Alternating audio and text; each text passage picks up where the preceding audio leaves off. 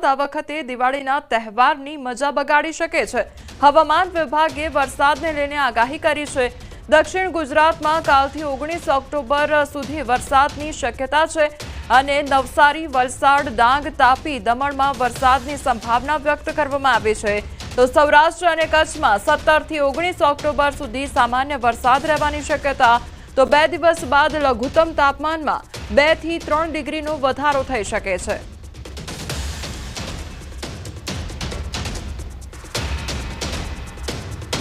મગફળીની ટેકાના ભાવે ખરીદી માટે જાહેર કરાયેલી નવી નીતિ સામે કોંગ્રેસે ખેડૂતોને સાથે રાખીને ઠેર ઠેર વિરોધ કર્યો છે। તો દ્વારકામાં ખેડૂતો અને કિસાન કોંગ્રેસ દ્વારા વિરોધ પ્રદર્શન યોજવામાં આવ્યું છે। કલ્યાણપુર મામલતદાર કચેરીએ આવેદનપત્ર આપ્યું। મગફળીના પાથરા લઈને ખેડૂતો મામલતદાર કચેરીએ પહોંચ્યા હતા।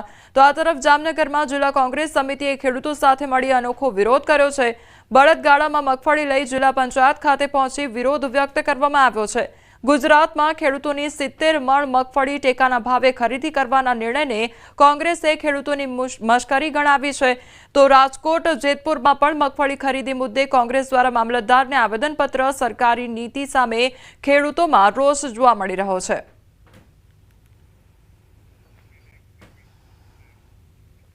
દ્વારકામાં ખેડૂતો અને કિસાન કોંગ્રેસ દ્વારા વિરોધ કરવામાં આવી રહ્યો છે। કલ્યાણપુર મામલતદાર કચેરીએ આવેદનપત્ર આપ્યું છે। મગફળીના પાથરા લઈને ખેડૂતો મામલતદાર કચેરીએ પહોંચ્યા। તો ટેકાના ભાવે મગફળી 300 મણ ખરીદી કરવાની માંગ સાથે ખેડૂતોએ આવેદન પાઠવ્યું। કોંગ્રેસ અગ્રણીઓ તેમજ તાલુકાના ખેડૂતોએ મગફળીના પાકને લઈ આવેદન પાઠવવા પહોંચ્યા હતા।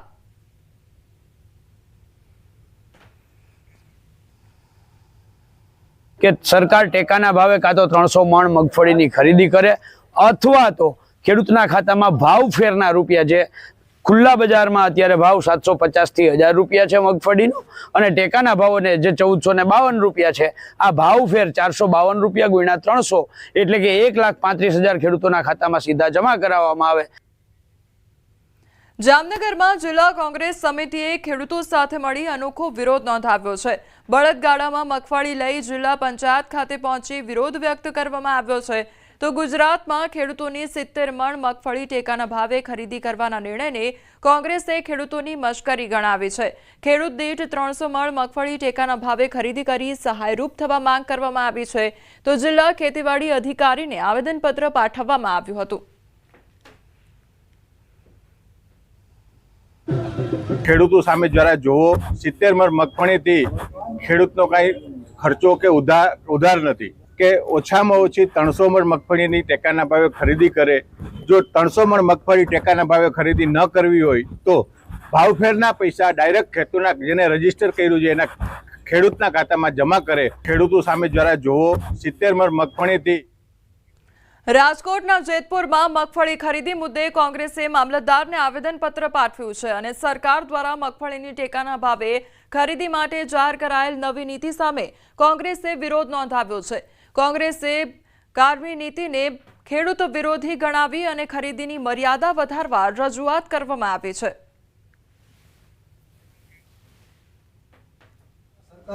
તો અમારી માંગ એવી છે કે ઓછા બધી સરકારે ખરીદવી જોઈએ પણ ઓછામાં ઓછી 300 મણ મગફળી તો ખેડૂતોની ખરીદી જ જોઈએ તો જ ખેડૂત ઊભો થઈ છે। બાકી ખેડૂતને ગરાફા ખાવાનો છે, ખેડૂતના છોકરાઓને શું કહેવાય નિશાળેથી ઉઠાડી લેવાના છે અને એના લગ્ન પ્રસંગની અંદર કોકની પાસે ઓછી નાન ઉધાર આ બધું ખેડૂતને કરવાનું, ખેડૂત પાયમાલ થઈ જવાનું। 10 વીઘા જમીન હોય ખેડૂતની તો 30 મણ, 25 મણ, 30 મણનું ઉત્પાદન થાય તો 300 મણ ઉત્પાદન થાય તો સરકાર 70 મણ લે તો 230 મણની જે પાછળની બાકી રહે એને જે 1455 રૂપિયા ટેકાના ભાવ જાહેર કરાય અને વાસ્તવિક માર્કેટની અંદર યાર્ડની અંદર 900 થી 800 આપે તો જે તફાવત આવે 600 રૂપિયાનો એ 270 ગુણ્યા 600 રૂપિયા 1,35,000 સીધા કોંગ્રેસ સરકાર સીધા ખેડૂતના ખાતામાં જમા કરે। તો ગુજરાત સરકાર કેમ ન કરે? સરકારશ્રી દ્વારા ગુજરાત સરકાર દ્વારા ટેકાના ભાવે ખરીદી કરવાની છે મગફળીની, તેમાં ખેડૂત દીઠ 70 મણની એ લોકોએ બંધારણ રાખ્યું કે ભાઈ 70 મણ સુધી ખરીદે, વધારાને નહીં।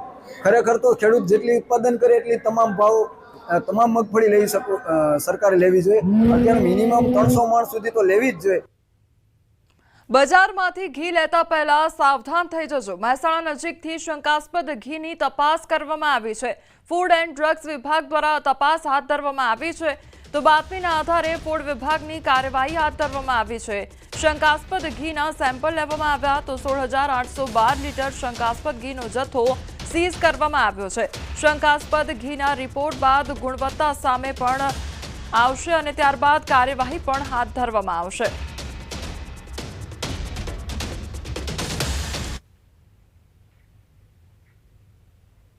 દિવાળીના તહેવારોને લઈને જામનગર શહેરમાં મહાનગરપાલિકાની ફૂડ શાખા દ્વારા સેમ્પલની પ્રક્રિયા હાથ ધરવામાં આવી છે.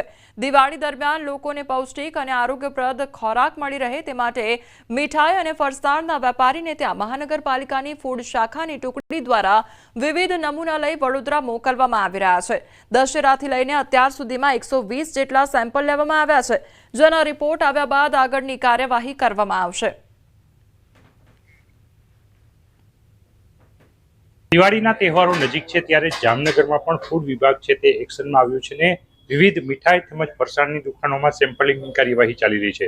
જે પ્રકારે આપ દ્રશ્ય જોઈ રહ્યા છો, મહાનગરપાલિકાની ટીમ છે, ફૂડ શાખા છે, તે હાલ વિવિધ વિસ્તારોમાં જે મીઠાઈઓ વેચાતી હોય આ મીઠાઈઓ લોકોને સુપેરે મળે છે કે કેમ છે, તેમાં ગુણવત્તા કયા પ્રકારની છે, આરોગ્યપ્રદ છે કે કેમ, તે તમામ જાણવા માટે હાલ ચેકિંગ હાથ ધરવામાં આવ્યું છે. શું કહેશો, દિવાળી ટાઈમે મહાનગરપાલિકાની ફૂડ વિભાગનું ચેકિંગ? રાજ્ય સરકાર દ્વારા આપવામાં આવેલ ડ્રાઈવ અનુસંધાને જામનગર મહાનગરપાલિકાના કમિશનર સાહેબ શ્રી મોદી સાહેબની સૂચનાથી શહેરમાં આ દિવાળીના તહેવાર અને દશેરા દરમિયાનથી શહેરની પ્રજાને સારો ખોરાક અને મીઠાઈ ફરસાણ મળી રહે એ હેતુસર અમે સતત ચેકિંગ કામગીરી કરી રહ્યા છીએ. 120 જેટલા સેમ્પલ છે તે દશેરાથી અત્યાર સુધીમાં લેવાઈ ચૂક્યા છે. આ સેમ્પલોને પૃથ્થકરણ માટે મોકલી એમાં કયા પ્રકારની ગુણવત્તા છે તેને લઈને હાલ ફૂડ વિભાગનું ચેકિંગ છે તે ચાલી રહ્યું છે ને આ સેમ્પલના જે રિપોર્ટ આવશે એ રિપોર્ટ બાદ કાર્યવાહી કરવામાં આવશે. કિંજલ કારસરિયા, ન્યૂઝ 18 ગુજરાતી, જામનગર. અમરેલી અને ભાવનગર પંથકમાં સાવજો જંગલ છોડીને ગ્રામ્ય અને શહેરી વિસ્તારમાં આવી ચડ્યા છે. અમરેલીના વડિયાના દેવગામે ખેડૂતના ખેતરમાં સિંહ પરિવાર ઘૂસ્યો હતો. એક સાથે 6 સિંહો ખેતરના રસ્તે આવી ચડ્યા હતા તો સિંહો દ્વારા મારણ કર્યાના પણ વિડીયો સામે આવ્યા છે. આ તરફ ભાવનગરના મહુવા તાલુકામાં રહેણાંક વિસ્તારમાં સિંહનું ટોળું ચડી આવ્યું હતું અને 3 જેટલા સિંહ વાઘવદરડા ગામની શેરીમાં લટાર મારતા જોવા મળ્યા હતા. સિંહની લટાર સીસીટીવી કેમેરામાં કેદ થઈ છે. તો ગઈકાલે અમરેલીના રાજુલા તાલુકાના ગામમાં સિંહનું ટોળું જોવા મળ્યું હતું. શિકારની શોધમાં ફરતા ફરતા સાવજોનું ઝુંડ ગામની બજારોમાં પહોંચ્યું હતું. એક બાદ એક એમ 11 ડાલામથ્થાએ ગામને ઘેરી લીધું હતું.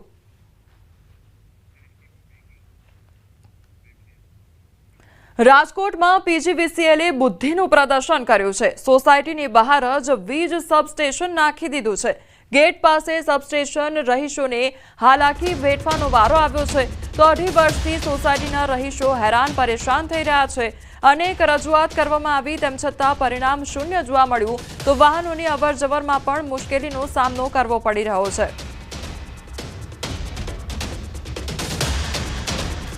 ત્યાં ઘણા બધા લોકોને આ સબસ્ટેશન છે તે રસ્તા ઉપર નડતરરૂપ છે અને ઘણી બધીઓ અરજી કરી છે પણ છતાં કોઈએ ધ્યાન દીધું નથી. જે તે સમયે બની રહ્યું હતું ત્યારે ટાઈમ રેલી લગાવવામાં આવેલું હતું. અત્યારે બંધ હાલતમાં છે. વચમાં એકવાર પાવર આવી જવાથી જાનહાની પણ થોડીક થઈ હતી. દાહોદ જિલ્લામાં નકલી ગ્રામ પંચાયતનો પર્દાફાશ થયો છે, જેમાં બોગસ મરણના દાખલા માટે નકલી ભીલવાડા પંચાયત ઊભી કરાઈ હોવાનો ખુલાસો થયો છે. જમીન હડપવાના ઈરાદાથી વલુંડીના જીવિત વૃદ્ધને મૃત બતાવી ખોટો મરણનો દાખલો બનાવવામાં આવ્યો હતો. નગરપાલિકા દ્વારા તેમના નામે જાહેર કરાયેલા મરણના દાખલાના આધારે તેમની જમીન પર અન્ય લોકોના નામ વારસદાર તરીકે ચઢાવી દેવામાં આવ્યા હતા. તો ભીલવાડામાં રહેતા અરજદારે દાહોદની પ્રાંત કચેરીમાં અરજી કરી હતી કે તેમના દાદાનું મૃત્યુ 1971માં થયું હતું, પરંતુ તે સમયે તેની નોંધણી કરાવવાની રહી ગઈ હતી. પ્રાંત કચેરીએ નિયમ મુજબ ગ્રામ પંચાયત નોટિસ પ્રસિદ્ધ કરી છે.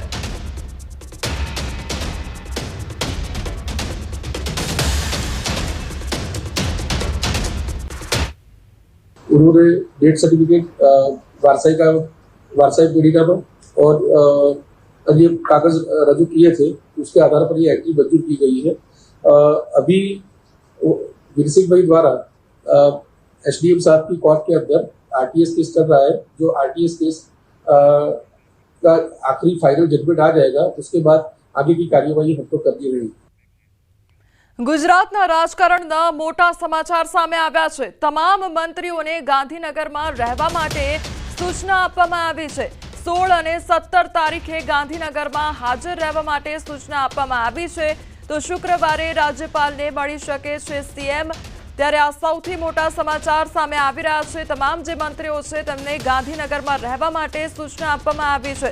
સંવાદદાતા ગીતા મારી સાથે જોડાઈ ગયા છે। ગીતા, રાજકારણના સૌથી મોટા સમાચાર, શું ઉથલપાથલ થઈ રહી છે? જી, આગામી 2 દિવસમાં નવા મંત્રીમંડળનું વિસ્તરણ નિશ્ચિત થઈ ચૂક્યું છે અને 17મીએ જ આ વિસ્તરણ થઈ જશે। આવતીકાલે ને પરમ દિવસે એટલે કે 16 અને 17 તારીખે તમામ મંત્રીઓને ગાંધીનગરમાં હાજર રહેવા માટે ઓફિશિયલી રાજ્ય સરકાર તરફથી સૂચના આપી દેવામાં આવી છે। જ્યાં સુધી રાજ્યપાલની વાત છે, તેઓ આવતીકાલે રાત્રે 8 વાગે સ્પેશિયલ રાજ્ય સરકારના સ્પેશિયલ ચાર્ટર વિમાન દ્વારા કુરુક્ષેત્ર હરિયાણાથી નીકળીને રાત્રે 11 વાગે ગાંધીનગર રાજભવન ખાતે પહોંચશે ને પરમ દિવસે સીએમ વહેલી સવારે રાજભવન રાજ્યપાલની મુલાકાત લઈ શકે છે। જૂના મંત્રીમંડળને વિખેરીને નવા મંત્રીમંડળનો પ્રસ્તાવ તેઓ રજૂ કરી શકે છે। એટલે હવે નિશ્ચિત થઈ ચૂક્યું છે કે 17મી તારીખે રાજ્ય સરકાર તેના મંત્રીમંડળનું વિસ્તરણ કરશે। જી ગીતા, એટલે કયા કયા મોટા ફેરફારો જોવા મળી શકે છે આગામી સમયમાં? ઘણા બધા મંત્રીઓના પત્તા કપાશે, જ્યારે ઘણા નવા ચહેરાઓ ઉમેરાઈ શકે છે, જેઓના ઉપર ભ્રષ્ટાચારના આક્ષેપો છે, જેઓને તબિયત ખરાબ હોવાને લઈને હેલ્થના ઇસ્યુઝ છે, તેવા તમામ મંત્રીઓ પડતા મુકાઈ શકે છે અને જ્ઞાતિ સમીકરણ આધારિત યુવા જોશ ઉમેરાય તેવા નવા ચહેરાઓને સ્થાન મળશે। જી ગીતા, અત્યારે શું અપડેટ મળી રહ્યું છે કે કયા એવા ચહેરાઓના નામ ચર્ચાઈ રહ્યા છે? શું અપડેટ કોઈ મળી રહ્યું છે? જી, નવા ચહેરાઓમાં રીવાબા જાડેજા, જેઓ જામનગરથી પ્રતિનિધિત્વ કરે છે, તેમનું સ્થાન નિશ્ચિત મનાય છે। જીતુ વાઘાણીનું સ્થાન નિશ્ચિત મનાય છે। જયેશ રાદડિયા, જેઓ પણ સૌરાષ્ટ્રનું મોટું માથું છે, તેઓનું પણ એક નામ નિશ્ચિત મનાય છે। અમદાવાદ એટલે કે મધ્ય ગુજરાતની જો વાત કરીએ તો અમિત ઠાકરનું નામ આગળ છે। બ્રાહ્મણ સમાજમાંથી કોઈ ચહેરો હોય તો અમૂલ ભટ્ટ અથવા અમિત ઠાકર, જેમાં અમિત ઠાકરનું નામ મોખરે છે, જેને મિનિસ્ટર પર આવી શકે એવું છે। મહિલા પ્રતિનિધિઓમાં દર્શનાબેન વાઘેલાનું નામ પણ આગળ છે। દક્ષિણ ગુજરાતની વાત કરીએ તો સંગીતાબેન પાટીલનું નામ પણ આવી રહ્યું છે। તે સિવાય દર્શના દેશમુખ, જેઓ આદિવાસી સમાજનું પ્રતિનિધિત્વ કરે છે, તેઓનું પણ એક નામ સામે આવી રહ્યું છે। તે સિવાય અર્જુનસિંહ ચૌહાણ, નરેશ પટેલ, જેઓ અગાઉની મિનિસ્ટ્રીમાં પણ રહી ચૂક્યા છે, બંને મંત્રીઓ, તેઓના નામ પણ સામે આવી રહ્યા છે। એક નામ શંકર ચૌધરીનું પણ આવી રહ્યું છે કે તેઓને પણ કદાચ અધ્યક્ષ પદેથી ખસેડીને કેબિનેટમાં સમાવાય। જી ગીતા, એટલે જે પણ અત્યારે નામો ચર્ચાઈ રહ્યા છે, ત્યારે શું એવું કહી શકાય કે કદાચ નો રિપીટ થિયરી અપનાવવામાં આવી રહી હોય અને યુવા પ્રભુત્વ વધારવાનું કામ અહીંયા થઈ રહ્યું હોય, મહિલાઓનું પ્રભુત્વ વધારવાનું કામ અહીંયા થઈ રહ્યું છે? ગીતા જી, આગામી સ્થાનિક સ્વરાજની ચૂંટણીઓ ફેબ્રુઆરીમાં છે। એ સ્થાનિક સ્વરાજની ચૂંટણીને જોતા અને 2027ની વિધાનસભા ચૂંટણીને જોતા આ વિસ્તરણ જ્ઞાતિ સમીકરણ આધારિત પ્લસ યુવા ચહેરો કે જે દોડી શકે, પ્રજા વચ્ચે જઈ શકે, જેનામાં એક જુસ્સો હોય તેવા ચહેરાઓની વધુ પસંદગી થશે। જ્ઞાતિ આધારિત તો ખરું જ, એ સમીકરણ તો ખરું જ, પરંતુ યુવા ચહેરા કે જેઓ પ્રજા વચ્ચે જવાની, નવા ઇનિશિયેટિવ લેવાની, નવી પહેલો કરવાનો, જેનામાં જુસ્સો હોય, જોમ હોય અને જેની પાસે એક નવા વિચારો હોય। કારણ કે હવે ક્યાંક ને ક્યાંક કેન્દ્રીય નેતૃત્વ માનતું થઈ ગયું છે કે જૂના છે તો એની પાસે અનુભવ છે, પરંતુ જોમ, જુસ્સો અને શક્તિ જો જોઈતી હોય, ફિઝિકલી રીચ જો જોઈતી હોય, તો તમારે યુવાનો પર સહારો લેવો પડશે। એટલે અનુભવ પ્લસ યુવા જોશ, આનું મિશ્રણ કરીને એક નવું મંત્રીમંડળ હશે તેવું માની શકાય। એટલે કે અનુભવ અને જુસ્સાનું બેલેન્સ નવા મંત્રીમંડળમાં ચોક્કસ જોવા મળશે। જી ગીતા, સમગ્ર માહિતી બદલ આપનો આભાર।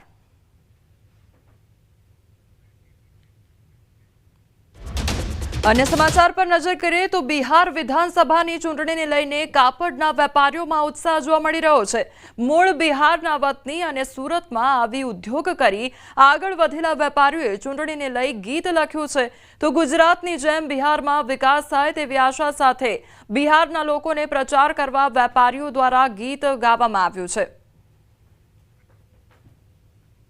एनडीए संग बढ़े बिहार, एनडीए संग बढ़े बिहार, विकास के रास्ते पर बिहार, सब सुविधाओं की हुई भरमार, हर गांव में पहुंचल बा सरकार। हर गांव के अंदर सरकार पहुंची है, हर गांव शहर के अंदर समान रूप से जो मूलभूत सुविधा होती है उन्होंने सरकार ने दी है। हर गांव में पहुंचल बा सरकार, नौकरी शिक्षा इलाज का काम, एनडीए देल बा सबके नाम, एनडीए संग बढ़े बिहार, एनडीए संग बढ़े बिहार, नीतीश बाबू के सोच निराला, गांव से शहर बनत उजियाला, मोदी जी के साथ जब हाथ मिलल, हर सपना अब साच हो गइल, एनडीए संग बढ़े बिहार।